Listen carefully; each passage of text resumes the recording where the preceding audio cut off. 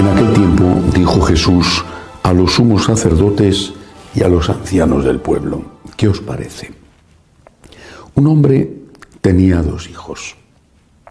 Se acercó al primero y le dijo: hijo, ve hoy a trabajar a la viña. Él le contestó: no quiero. Pero después se arrepintió y fue. Se acercó al segundo y le dijo lo mismo. Él le contestó: voy, Señor, pero no fue. ¿Quién de los 2 cumplió la voluntad de su padre? Contestaron: el primero. Jesús les dijo: en verdad os digo que los publicanos y las prostitutas van por delante de vosotros en el reino de Dios. Porque vino Juan a vosotros enseñándoos el camino de la justicia y no le creísteis. En cambio, los publicanos y prostitutas le creyeron. Y aún después de ver esto, vosotros no os arrepentisteis ni le creísteis. Palabra del Señor. Gloria a ti, Señor Jesús. Cuando se estudia no solo la historia de las religiones, sino la historia de la humanidad, un elemento que aparece constante siempre es la relación con Dios, la fe. El hombre primitivo, el hombre de las cavernas, era un hombre creyente. Por ejemplo, los enterramientos los hacían siempre o mirando al sol o mirando a la puesta de sol.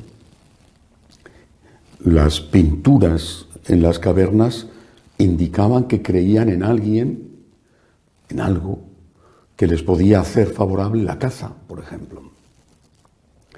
El hombre siempre fue religioso, siempre. Esa religión, esa creencia, empezó, no sabemos exactamente cuándo, pero seguramente muy pronto, a organizarse. Los brujos, los chamanes, los, llamémosle así, sacerdotes, existieron también desde el principio, lo mismo que existió el culto. El culto era la forma regulada, establecida, de relacionarse con ese Dios en el que se creía y en el que se creía que podía ayudar en la vida, repito, por ejemplo, en la caza, en la cosecha y en la muerte, ese gran misterio de que hay más allá. Hay un momento dado en la historia de la humanidad en que Dios empieza a mostrar su propio rostro. La historia de la revelación con Abraham, el pueblo de Israel. Allí, en medio de un mundo que creía en los dioses, ahí aparece ya el concepto del Dios único, del Dios creador, del Dios justo, del Dios poderoso. Y si todos los hombres tenían no solamente una fe, sino también una ética, esa ética natural, que es algo puesto por el Creador en el DNA humano, en los genes humanos. No debes de hacer el mal, no puedes maltratar a tu padre, robar está mal, mentir está mal. Eso ya quedó muchísimo más establecido con los 10 mandamientos de Moisés. Dios había empezado a educar explícitamente a un fragmento de la humanidad para que después ellos se lo transmitieran a todos. Luego llegó Jesucristo. Pero antes de la llegada de Cristo, hasta la llegada de Cristo, nadie era ateo. Nadie. Podían ser poco religiosos. Podían creer en los dioses de aquella manera. Pero a nadie se le hubiera ocurrido profanar el templo de Zeus o en Roma el templo de las diosas vestales, por ejemplo. Es decir, el hombre tenía conciencia de que no solo Dios existía, sino de que creer en Dios era bueno para él, no para Dios. A Dios que le importaba. ¿Qué ganaba el creador del cielo con que la diminuta hormiguita que era el hombre creyera en él? Creer en Dios era bueno para el hombre y tener fe era bueno para el hombre. Cuando llegó Jesucristo y empezó a completar la revelación que terminó de completar con su resurrección y después con la llegada del Espíritu Santo, esto se hizo absolutamente evidente. Tener fe es bueno para el hombre. Creo en Dios, creo en la vida eterna, creo en el amor de Dios por mí manifestado en que se hace hombre y muere en la cruz. Creo en la resurrección. Y tengo una ética que cumpliré o no cumpliré, pero tengo una ética, una moral que me dice hasta qué punto tengo que llegar. Por ejemplo, el amor al enemigo, el deber de auxiliar al otro, aunque no sea de mi raza, de mi país o de mi credo político. Y esto es bueno para el hombre, es bueno para el hombre. Es bueno para el hombre tener fe en la vida eterna. Es bueno para el hombre saber que tiene que amar y no que tiene que odiar. Es bueno para el hombre.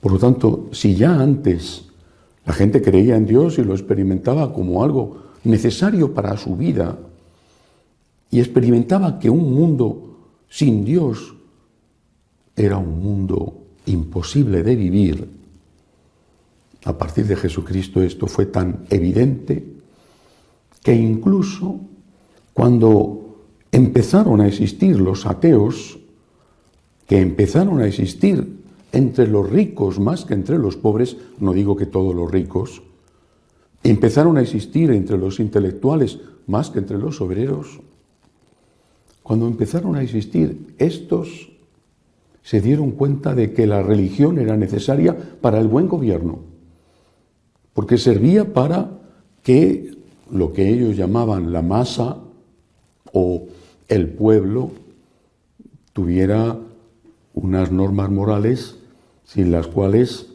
no había policía suficiente en el mundo para mantener el orden. Esto sucede, repito, desde el origen de la humanidad hasta hace muy poco.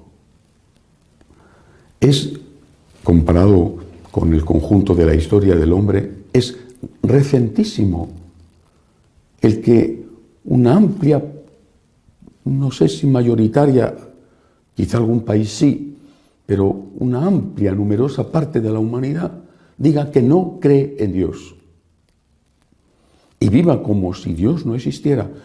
Dios existe o no existe al margen de lo que yo crea o deje de creer. Mi fe no hace que Dios exista y mi ateísmo no hace que Dios no exista.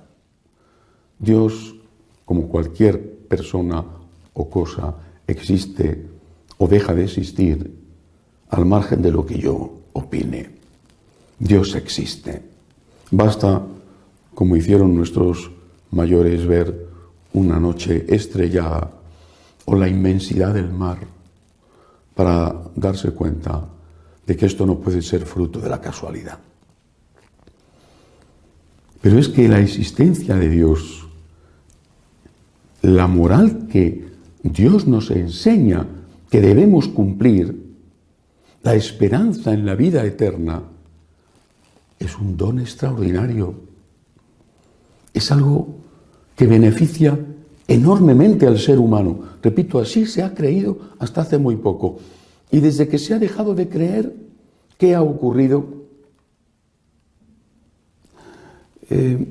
Feuerbach, que fue uno de los compañeros de Marx, y después, lo mismo que él, Nietzsche, un poco también Freud, pero sobre todo ellos dos, hablaban del hombre creyente como el hombre alienado, como el hombre incompleto. El hombre solo sería plenamente hombre cuando dejara de tener fe.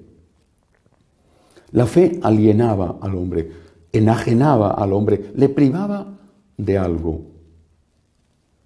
Un hombre creyente era un hombre disminuido, decían.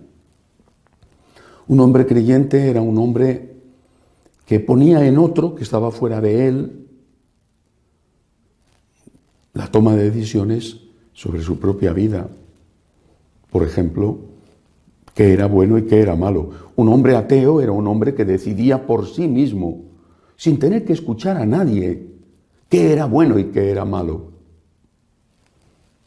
Y este es el resultado. Este es el resultado.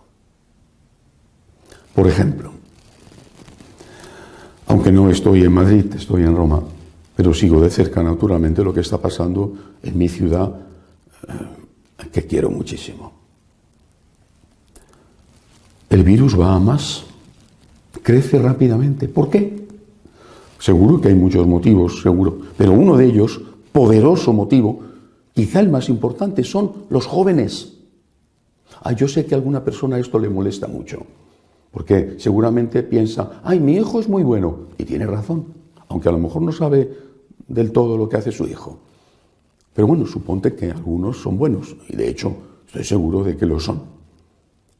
Pero la mayoría, o al menos muchos, da igual, da lo mismo.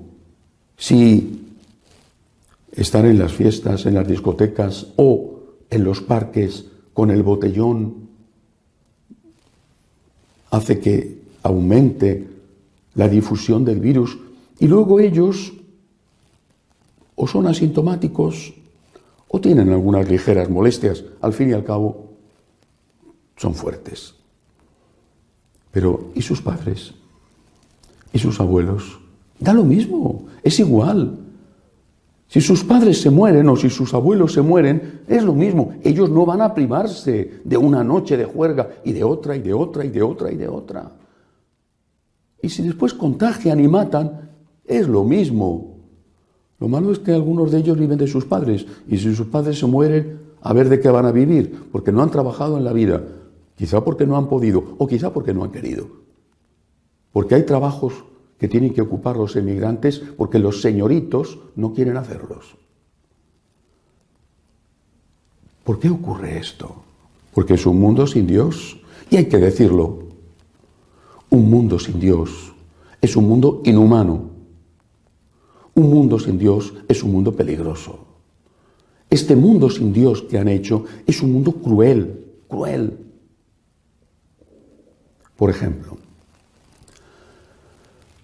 cuando en Roma se visita el centro de la ciudad, junto a los foros, te enseñan la Roca Tarpeia.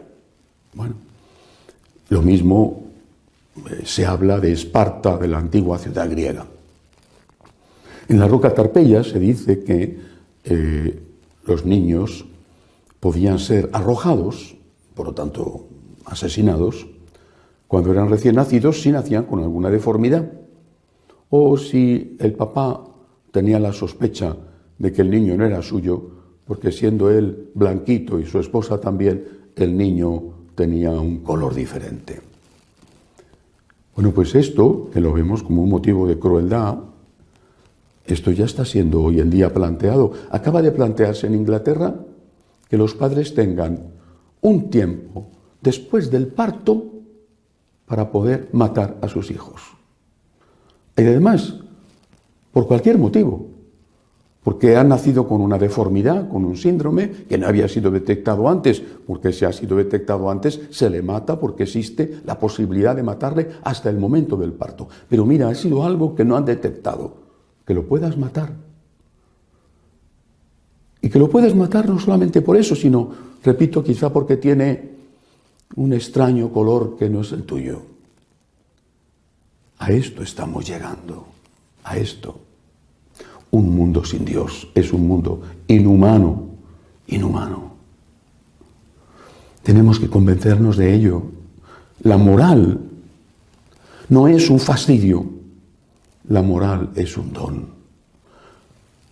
Puedo no cumplirla, por desgracia a veces no la cumplo, pero creo en el perdón de Dios. Y ser consciente de que he hecho el mal es purificador, porque me ayuda a volver a empezar a luchar, a levantarme si caigo, y me ayuda a ser agradecido hacia el Dios que me perdona, me ayuda a tener esperanza en que puedo un día llegar a la meta, aunque esté todavía lejos de ella. Y digo todas estas cosas por el Evangelio de hoy. Jesús pone una parábola. Un hijo dice que quiere ir a trabajar al campo como le manda a su padre, pero no va. Otro hijo dice que va a ir, que no va a ir, pero al final va. Por supuesto, es mejor el hijo que va, aunque gruña y proteste. Pero tendría que haber un tercer hijo, que tenemos que ser nosotros, deberíamos ser nosotros, que le decimos a Dios, voy y vamos, voy a ir y de verdad vamos, pero agradecidos, felices. ¿Por qué no va el hijo a trabajar al campo? ¿O por qué el primero que termina por ir dice que no va? Hombre, pues porque es pesado estar trabajando en el campo, es pesado recolectar las uvas, te duelen los riñones, quizá las manos las tiene llenas de callos, quién sabe, ¿no? Te pican los bichos o las moscas te molestan y terminas agotado después de un día de vendimia o de un día de destripar terrones, como antes se hacía cuando no había los tractores. Es pesado, claro que es pesado. Es mucho mejor estarse en la cama, levantarte cuando quiera uno, que tengan el desayuno servido un criado o un esclavo y después estar muy ocupado en no hacer nada. La dolce vita. Ese es el ideal del hombre. No hacer nada. Y que lo hagan otros, eso sí, porque tiene que haber siempre esclavos que trabajen. Pues bien, lo mejor para el hombre es trabajar. Aunque te duelan los riñones, aunque te piquen las moscas, aunque te agotes, lo mejor para el hombre es trabajar. Lo mejor para el hombre es tener fe y tener moral. Para el hombre entendido como conjunto, la humanidad, y para el hombre entendido como individuo. El Señor te dice, vete a trabajar al campo. Y tú tienes que decirle, ayúdame. Porque es duro, no es fácil, ayúdame, pero voy. Voy a ir, te lo digo y lo hago. Y lo experimento como un don para mí, no como una desgracia. ¡Qué mala suerte tengo con tener conciencia! Esto lo he escuchado yo a veces.